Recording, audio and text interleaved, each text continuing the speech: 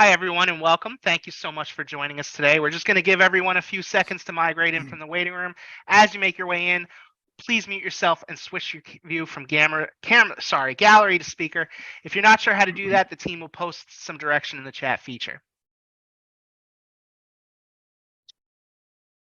Vinny, who am I seeing on camera right now? It should just be the three of us. I'm a participant. It's Ann from Market Smith. I'm seeing all kinds of people on camera. You never know if everybody's going to have their video on or off. So I always like to start with it on, and I could always turn it off. So. And nice to see you. You too. Hi, Michelle. How are you? Happy New Year. Happy New Year to Good everyone. To yeah, good to see you. Ann is apparently taking the leadership thing seriously and taking over this seminar. Yeah, I was just gonna tips at our recent Women Business Leaders Forum, by the way. True. Now, okay, now Joe's getting. Now I see Joe Colvin. I see Kelly Hart. Now I'm seeing all these people, Vinny.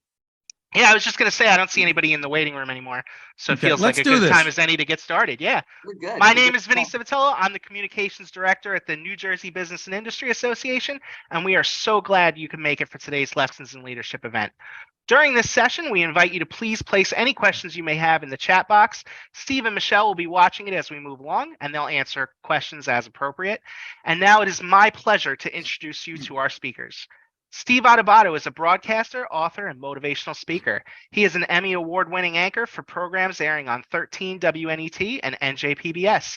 He is a media and political analyst and is also the host of Steve Adubato's Lessons in Leadership with co-host Mary Gamba, which airs on News 12 Plus and is based on his book, Lessons in Leadership. Michele Siekerka, Esquire, President and CEO of the New Jersey Business and Industry Association, leads the nation's largest, most influential employers organization, advocating on behalf of New Jersey's large and small businesses for policies that will make New Jersey more affordable and regionally competitive. Being known as a collaborative leader, Siekerka is leading an NJBIA established coalition comprised of more than 100 business and nonprofit associations across the state to tackle the tough economic and business challenges our state is facing during COVID-19. Well-versed on the boots-on-the-ground issues affecting our state's business community, Michele is often the go-to resource for media and is sought after to share her expertise in public forums across the state. And with that, Steve and Michele, take us away. Vinny, well said. Thank you for teeing it up. And Michele, anytime. Michele is the go-to person when it comes to business matters in this state. And I just want to welcome everyone on behalf of our team at Stand and Deliver. That is our leadership and development communication company. My colleague and co-anchor of our Lessons in Leadership podcast, Mary Gamba, is working with the team, Vinny, behind the scenes at BIA to make things happen. Michele, it's my honor to join you and the great team at the New Jersey Business and Industry Association to engage. And as we've done this before, an interactive, conversational, very candid discussion about leadership in 2023. 2023. How did we get here, Steve? Yeah, and it'll be 3 years, I believe. Look, let's look at it as March 13th, 2020. That'll be 3 years that we're dealing with COVID. Let me ask you this, Michele, and feel free during this conversation we have with Michele to engage in the chat, ask some questions. Mary Gamba, Vinny are managing those questions. We'll get as many in as we can. Michele, you and I've talked about this on Lessons in Leadership, but I want to put it out there publicly in front of over 150 people who have chosen to participate with a very busy schedule. You've joined us today, and we thank you. The most significant way you have changed as a leader in these 3 years is what? Wow, a lot more self-awareness. And I think the biggest takeaway for me over the last 3 years, and I'm going to credit my incredible right arm, Heather Hansberry, with this. Steve, I can't fix everything. I am by nature a problem solver and a fixer. And I've learned over the last 3 years to take control of the things that I can take control of. And those things that I can't fix, I have to step back. I have to do best to mitigate the noise that's coming from that, lean into it, see where I can perhaps from the periphery be of assistance to it. But I've had to accept the fact, very hard for me, that I can't fix everything, both personally and professionally. You know, as I'm listening to you, Michele, and we've had so many conversations offline about life and leadership and family and business, and the fact that the lines are more blurred than ever before. Yeah. So I'm curious about this. You said recently in a conversation we were having that we should be, quote, I'm going to steal this and I will credit you, noise-free in 23. What the heck does that mean, and how does it relate to our well-being? I'm going to conflate things, but I've been thinking a lot about leadership and well-being, our well-being and leadership. And then I heard noise-free in 23, and I'm thinking that has something to do with being introspective and just a bit more quiet. Am I making too much of that? No, no. And that is exactly, I mean, I said I'm coming into 2023 noise-free in 23.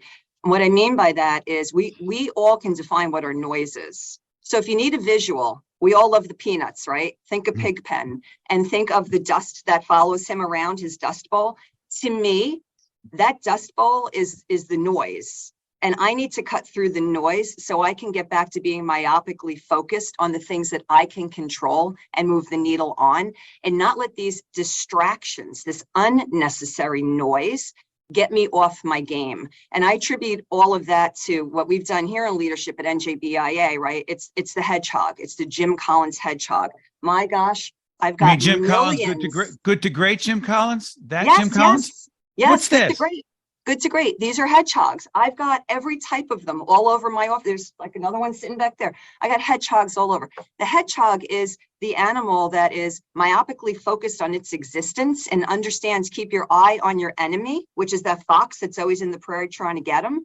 But understand what makes you strong in the moment to overcome so that fox can't get the best of you.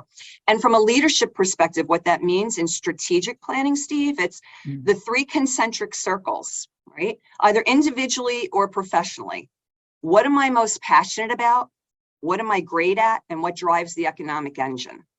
That's Jim Collins. When you overlap those 3 circles, the interconnectivity in the middle is your sweet spot, the hedgehog spot.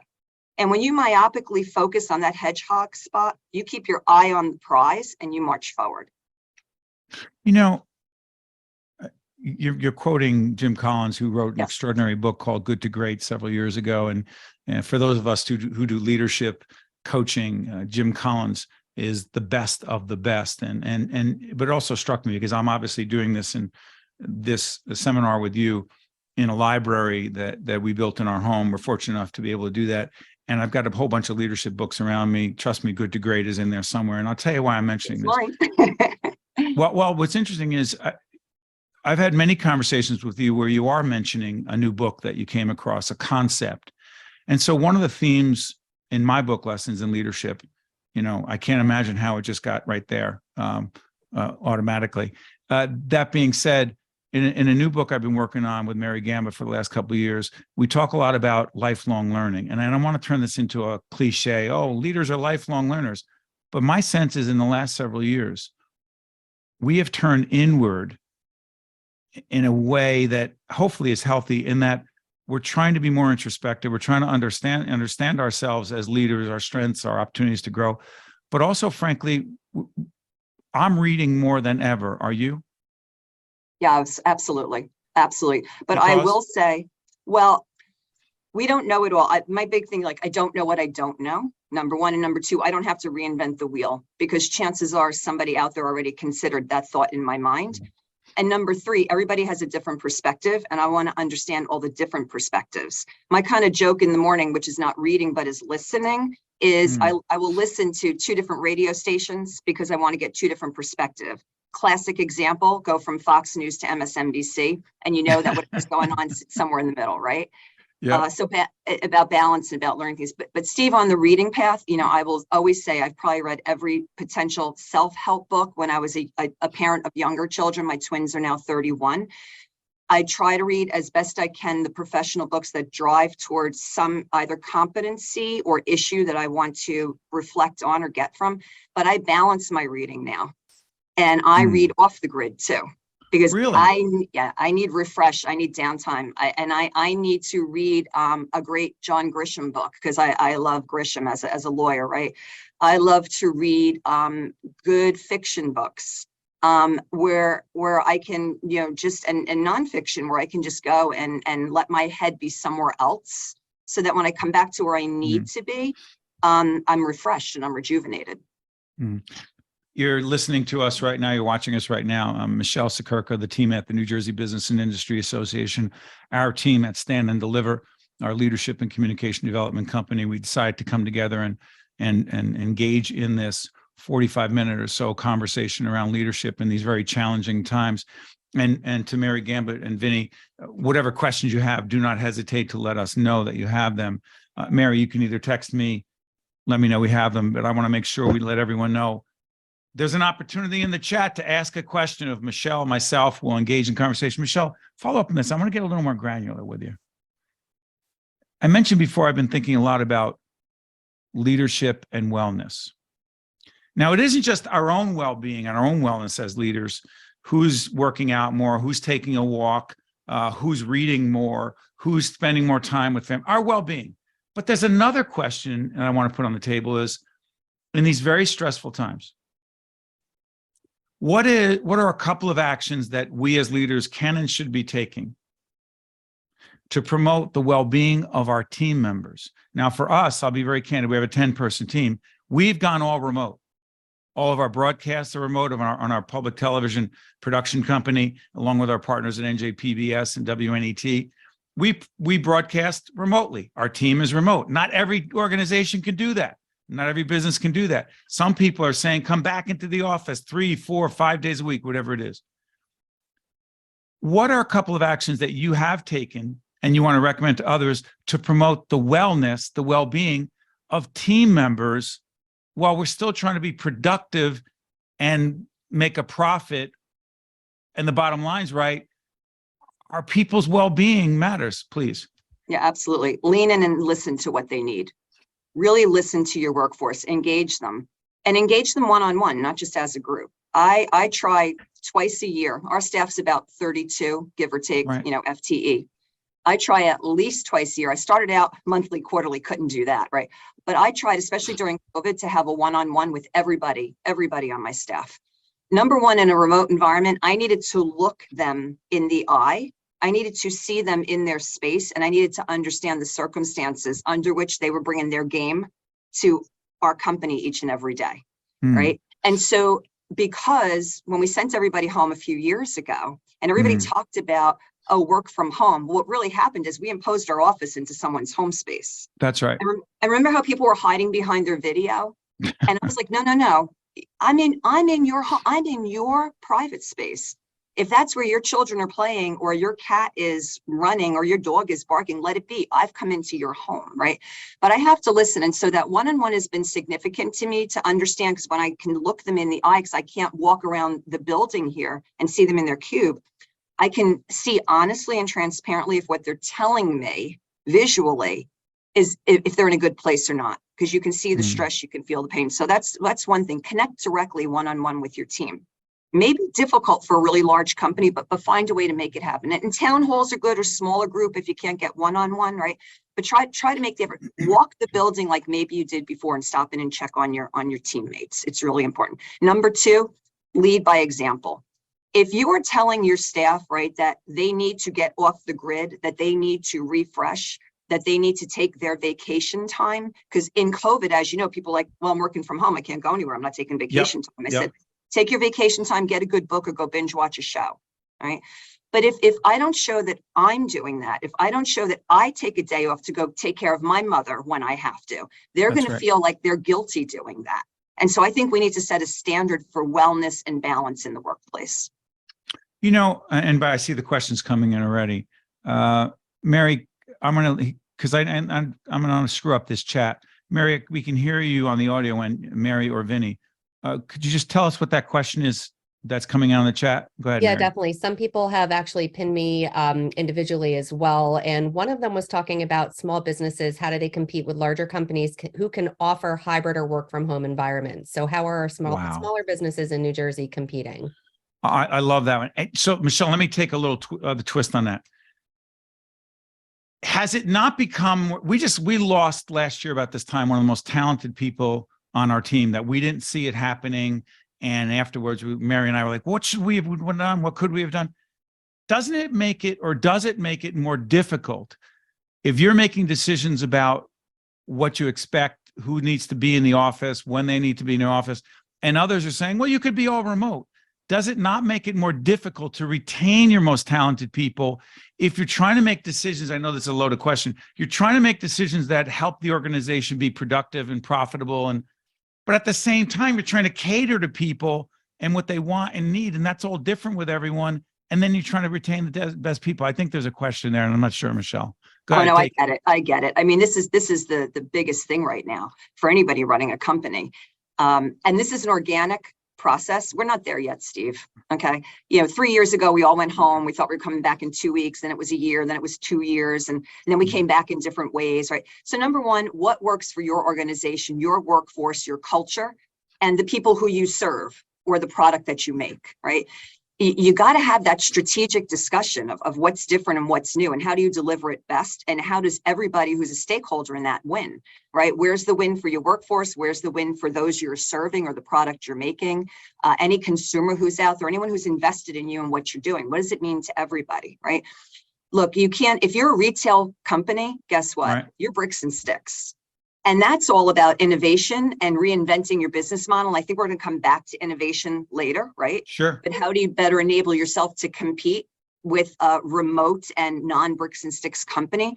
But when it comes to those who can provide some ability to have hybrid work or flexible work environment, I will suggest that any leader who is not leaning into a way to make that happen in some regard is not going to be able to retain or recruit the best and the brightest, because not just the next generation, but every worker almost to a T is looking for that right now. So, and Mary's right back, because I know that clearly there are more questions, and keep them coming in the chat. Yeah, because well, just because before we moved on to the next topic, I did want to say Robin had just had a follow-up to that question as far as how then these businesses could compete in terms of the minimum wage, removing all learning workers that have helped small business owners survive. So just before we moved on to the next topic, I thought that was really helpful from Robin. Take it, Michele. Well, minimum wage is a challenging issue today because we said this before, at some point, the economy and the market is going to dictate what minimum wage is. So I want to go back to the whole concept that minimum wage is a floor. It's a starting place and it's an entry point for people. That's historically what minimum wage was about, right? Give people a fair way to get into the game. Now, from there, I think that it's incumbent upon every person to a T to build their own skills so that they can continue to grow from what is an entry-level minimum wage. But we get it. We created this as a society over the last couple of decades when we stopped making things, right, here in the country and in the state, and we went so much into the idea of service industry. We created a monster in that those types of jobs dictate a certain type of wage and work environment that's different than when we made things. And so we have to come back to this idea now of skill building and recognizing the opportunity to lift people up, not just horizontally, not just vertically, but horizontally, right? And as we see, the economy is driving minimum wage. People ask me, I spent the whole first couple of last few weeks on interviews about minimum wage. We're at $14.10. What does that mean to the economy? I'm like, what does it mean to the economy? To compete, people are paying 16 and 17. So minimum wage is almost a secondary, issue today in one regard. The challenge for people, Steve, is some of our most vulnerable population, nursing homes, right? Entry level, medical assistants. These are people who are all still at a very low wage, who are working with our most vulnerable. And the challenge is now that the economy has driven a job like working at Burger King, for example, making a milkshake or flipping a burger might be better than changing a bedpan. Why am I going to go change a bedpan for 16 bucks if I can flip a burger for 16 bucks? And that's the issue in our economy today that everyone is grappling with. And this is where I come back to have the right culture, right? Treat your people fair and respect, listen to them. And I think if you have a right culture, people are looking for more than just wage today.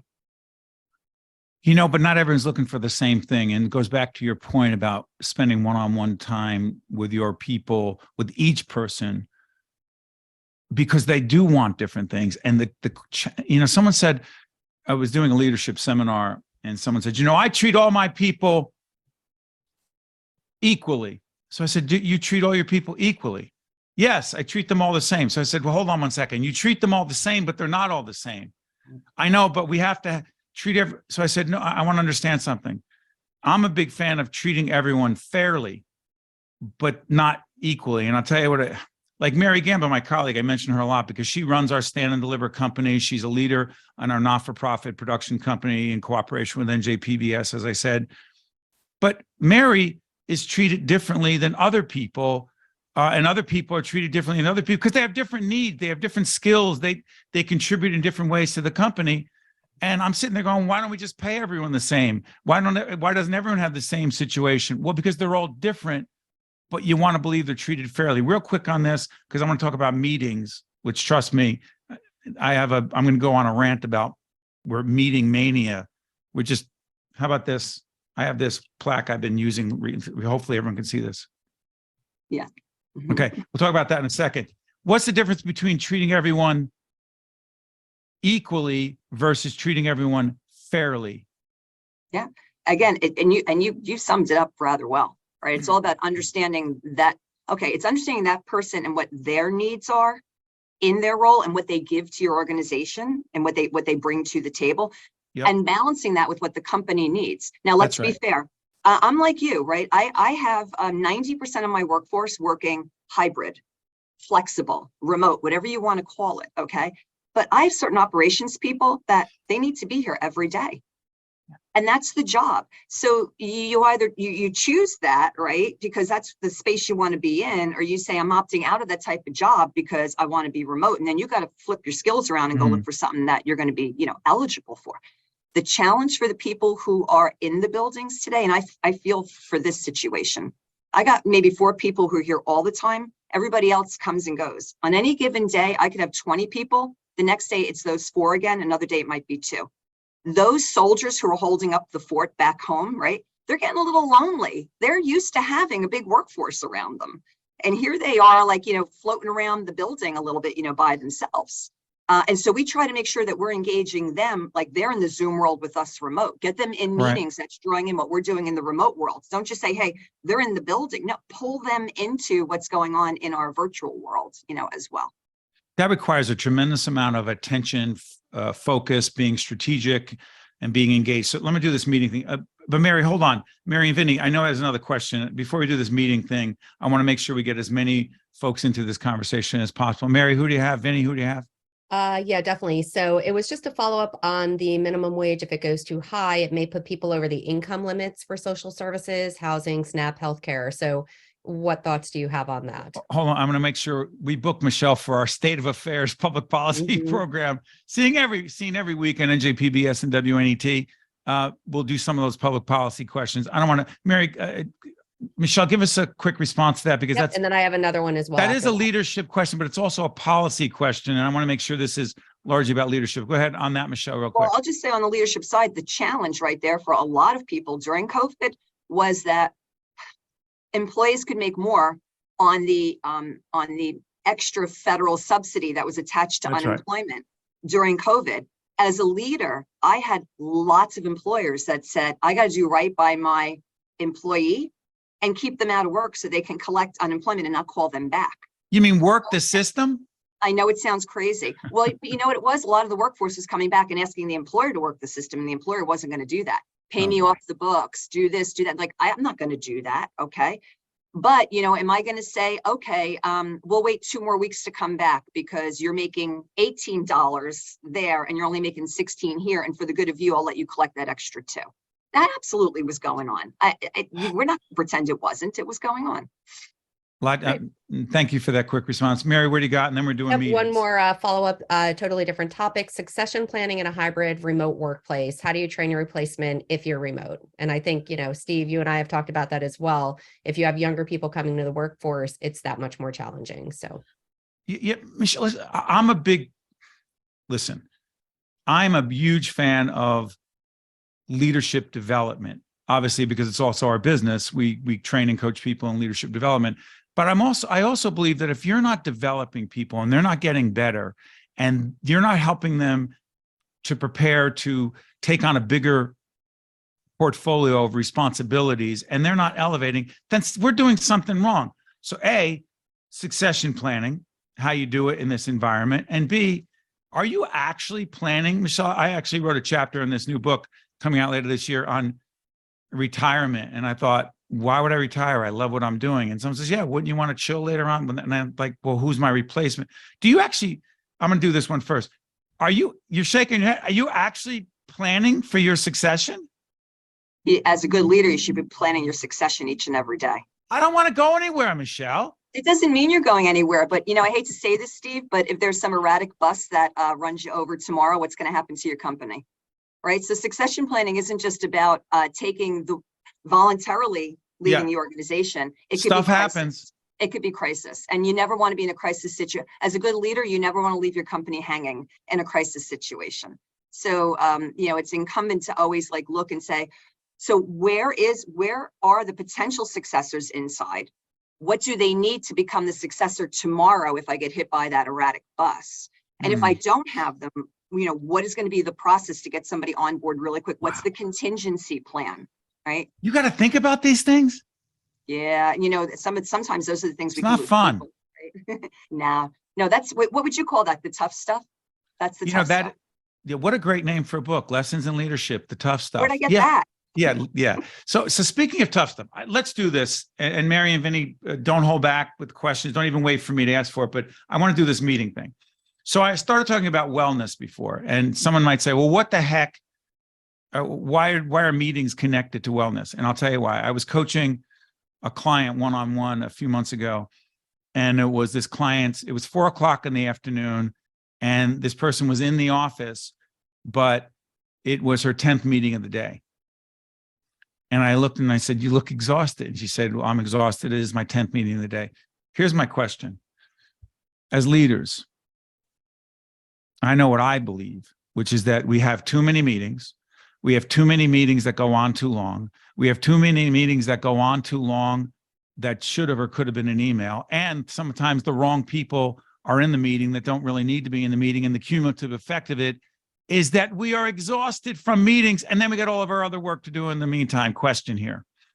To what degree have you, as a leader, stepped back and said, wait a minute, do we even really need a meeting to do this? Could this be a phone call, a text, an email? And does everyone need to be in there? And how the heck do you manage not only limiting the number of meetings, but having them not go on as long, please? So at our recent staff retreat here at NJBIA, a big part of what we discussed about was, communication in the remote world. Not just in the importance of keeping people connected, but ensuring that we're working as smart as possible and being effective and efficient, because the reality was people are burning out from 10 hours of Zoom meetings without even 5 minutes to run to the restroom in between, or else you're late for the next meeting. So we agreed, and we have guardrails in place. And it's so funny, we just had our staff meeting this morning, and I reiterated some permissions we've given everybody. So it goes a whole bunch of ways. So number one, guardrails, right? Any internal meeting is 50 minutes. 50 minutes, that's it. 50. That means you get 10 minutes. If you're going by the hour, you get 10 minutes to stretch, use the restroom, grab a coffee, okay? You're not going at 11:59 and a half to noon, jumping into literally, let me just zoom over here, and you've never gotten out of your chair for 4 hours, okay? So sure, is there exception to the rule?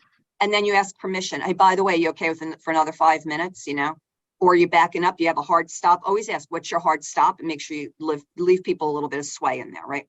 The second piece, though, of permissions is, again, this goes both ways. We've opened up some of our meetings, which were just for a select group, to say, our communications meeting, for example, hey, if anybody in the entire organization wants to hear more what's going on, you feel like you're a little out of the loop, go sit in the bleachers of this meeting and listen in. It's an open meeting for everybody. And of course, feel free to input if you want. That's one part of giving people more opportunity to listen to what they think they're missing on communication. The flip side of this, we've given people permission to say, you don't need me in that meeting. If you're a regular attendee and you see the agenda and you say, there's nothing that I can offer to that meeting this time, you have permission to opt out of the meeting and go use that hour for something else. So this is, you know, you have to do this stuff with intention now. It's not just going to organically happen. You got to set some guardrails.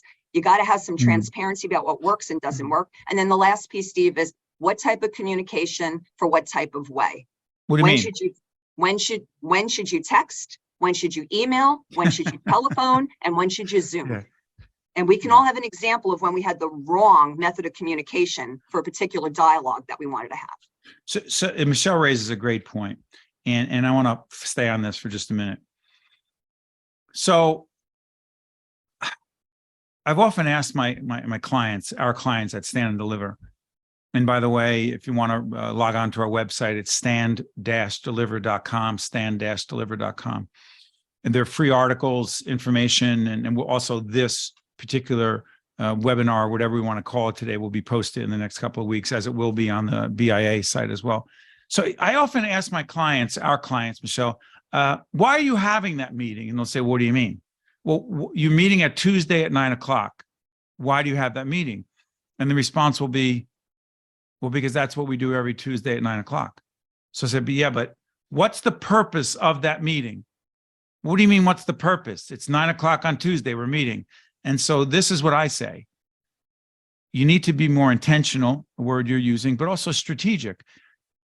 If there isn't a reason to have the meeting, then as we said, then it could have been an email or wherever else it needs to be. But we need to be strategic leaders and asking ourselves, why are we even doing this? What is the purpose of this meeting? A, and B, this is the other part that gets tricky. I'm a big believer that if you're going to have a meeting, Michele, as a leader, you need to facilitate that meeting. And my clients will say, well, what do you mean facilitate? And I say, you need to forcefully engage people. What do you mean forcefully engage people? So I'll get off my soapbox on this, Michele. I've coached people to ask specific team members in a meeting a specific question for a specific reason, because there's a specific agenda item. And my clients will say, well, what do you mean? Actually call people? You would call Michele out? I said, no, I will invite Michele into the meeting, because otherwise, Michele, what happens if you don't call people into the meeting, invite them? Is it not that the same 2 or 3 people are the same ones doing and talking all the time? Go ahead, I'm off my soapbox. Yeah, absolutely. No. And then you have others who say, you know, well, I wasn't engaged. Let's face it, everybody has a different personality. Not everybody is as boisterous as you and I are, Steve, okay? True. You and I sitting in a meeting, we have to hold ourselves back. You know, there's reasons why my team doesn't invite me to certain meetings. Okay. So I don't want to come in and blow up the agenda. All right. I know you got the same thing, but there are shy people, and there are people who need to understand, and again, rules of engagement, that their opinion and their input is significantly important, because they bring a certain perspective or a certain skill set or a certain competency that other people have to hear about. And so there are absolutely ways to tee it up that it's not Socratic method like I had first day in law school. Siekerka, what does, XYZ case mean? What'd that judge say? And I got some professor embarrassing me in front of a class. There's ways that you, again, set expectations for a meeting. I'm going to be looking for everyone's input. Ahead of time, I want you to all think about this particular issue. And come into the meeting with that. Go ahead, I'm sorry. I interrupt you, or we're talking about. Okay, go ahead. Because we're on the wavelength. That's why I love these discussions, because we agree. When you set the expectation and you ask people to prepare to come into the meeting, bring one nugget, and if it's appropriate, share the nugget. And if it's not appropriate, take the nugget home with you. Yeah. Real quick, I know there's another question. I often say, see how Michele just said, come into the meeting with one recommendation, one idea, one challenge, one whatever it is. I say, why don't we raise the bar for our meetings? Because right now, here's the requirement for a meeting. You apparently have a pulse. It's so low. You have a pulse. Apparently, you're also, if you're remote, you're sometimes cheating on your phone, but no one can see you doing it. That the bar is too low. Raise the bar and invite people in, but without pointing the finger, like you said in law school. Like that is about potentially embarrassing people or making people feel unnecessarily uncomfortable. I would argue, invite them in, create that environment where we need you. We need your point of view. I'm sorry, I'm off my soapbox. Mary, Vinny, what's the next question? Absolutely. Go ahead, Vin. Kenny asks, any thoughts on creative recruitment ideas? Seems that many companies are having trouble finding new talent. Creative recruitment. Oh, wow. Go ahead, Michelle. Creative Well, recruiting. Go ahead. Yeah, I mean, well, let's start with, we have a workforce crisis in that there are more jobs than there are people to fill jobs. And there's a couple of reasons for that. Number one, I'm going to go right back to skill building, right? We have a lot of jobs that you need a certain set of skills that people just don't have. We at BIA, we're really proud of our collaboration with the New Jersey Council of Community Colleges and a 2-year grant through our state government and an appropriation for career pathways. And that is to build in-demand skill sets for in-demand jobs. NJ Career Pathways, check it out if you want to learn about how we're building the workforce for in-demand jobs. Okay. The second challenge, though, is again, how people want to work and what they bring to the table. So Sure. How are you marrying the ability to attract the workforce? That's going to be all about how do you write the job description? Where do you place the job description? I will tell you again here, we've changed how we recruit by way of the job descriptions that we put up for many reasons. DEI, certain things that you ask about years of experience or education, certain buzzwords that either turn people on or turn people off, right? And then, certainly a job has certain specific competencies it needs that you have to address, but how you word it and where you put it is really important. But there's a third aspect to this too, where this is only going to get harder because our demographics are changing. We're going to probably have, I'm going to guess, there's going to be a good decade of extremely low birth rates that are coming up through the pipeline right now. You think it's hard to recruit right now? I'm going to tell you 10 years from now. And why I say that is things that we did, and you and I are pretty much contemporary, things that we did in our 20s, the next generation is doing in their 30s. And that 10 years includes raising what's children. that about? What do you mean? So, maybe I'm an exception, right? But I'll put it out there, right? I'm 58. I got married when I was 21, my high school sweetheart. We're together 37 years, right? I had my kids when I was 27 and I had my career kind of off and running. Right, okay. It was a different time. I didn't stop and think about, let me take a gap year to go have a life experience. I'm not ready to settle down because there's too much for me to explore and see out there. And we've empowered that in the next generation. Go live life, right? I'm not saying it's a negative, but the reality has been, and also because of cost and affordability, right? As a reality, my 31-year-old twins, right? The things they're doing in their 30s or haven't even gotten to yet are things that I was doing like in my 20s. It's just a generational issue. That means low birth rate. It's taking me back to the fact that there's going to be less of a work. You're going to start seeing kindergarten enrollment go down. That's our future workforce coming up through the pipeline. And you could talk to folks like Jim Hughes on this, who studies demographics. Jim Hughes at Rutgers. There is, this is something real that's staring us down, and we're seeing just the beginning of it now. This is only going to get more challenging. And that's why skill building is so important. Matching good skills to good jobs. So if you wonder why this new book is called Lessons in Leadership 2.0, the tough stuff, Michelle's talking about some pretty tough stuff. I hadn't even, oh my God, I'm thinking about how challenging it is to recruit and develop people into your team now. Michelle's saying it's going to be even more challenging moving forward, which requires us to be more innovative, more creative, more imaginative. Mary, Vinny, go. I see a bunch more questions in the chat, please. Mary, Vinny. I am coming. And one of the questions, somebody pinged me, I'm getting some questions as well, just emailed directly to me. And it was about the Great Resignation and if we're seeing any bounce back from that. I'm assuming, and I don't know if someone wants to share more in the chat, but what they're talking about is obviously when COVID first started, people were leaving. Are we seeing now that people are tending to stay and plant their roots? And by the way, let me do this, Michelle. Mary Gamba, my colleague at Stand and Deliver, check out Mary and I every Sunday, Lessons in Leadership, 10 o'clock every Sunday on News 12 Plus for Lessons in Leadership. Michelle, now there's a show that precedes us at 9:30 in the morning on News 12 Plus that has a big NJBIA logo on it. What is that show? Minding Your Business, hosted by our own Bob Considine. Listen, that's embarrassingly plugging us publicly. That's okay. So Mary, What a great hour. Think about that awesome hour you can have with a cup of coffee. My gosh. there it is, 9:30 to 10:30 Sunday. Oh yeah, and then there's Think Tank right after that, which is our public television show that airs on News 12 plus 10. Yep. So Mary, And we also have, so we had that question about Great Resignation, and then we just had Tim also put something in and we could obviously attack both. What are your thoughts about the level of workplace innovation occurring in companies whose employees work remotely hybrid versus those that are working 100% in the office?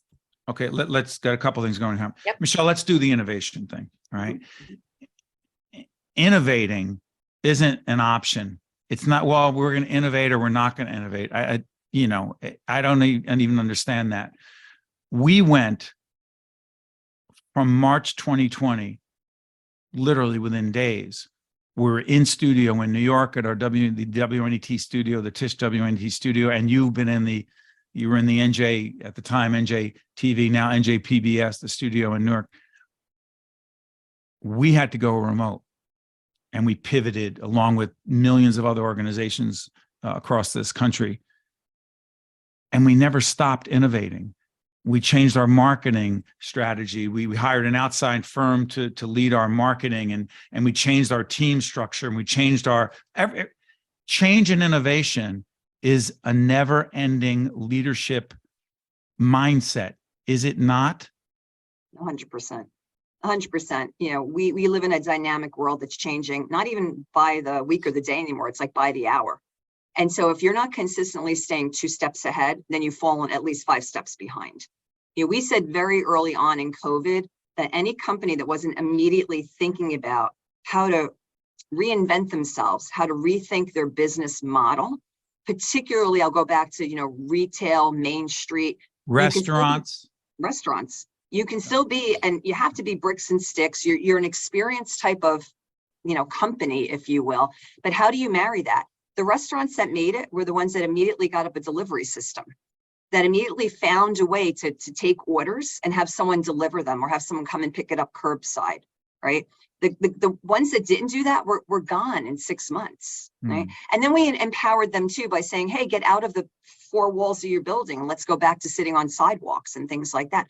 All of that's reinvention, but technology.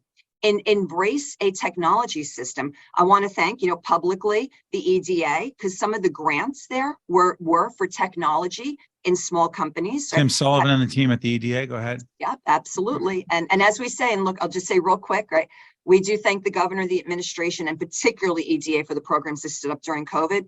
Almost everyone, the day it was up, it was oversubscribed. We need so much more business relief. Tip of the spear. Tip of the spear. We need much more investment in affordability and innovation for New Jersey small business, right? We're going to keep pounding on that. So my 2 cents on policy there.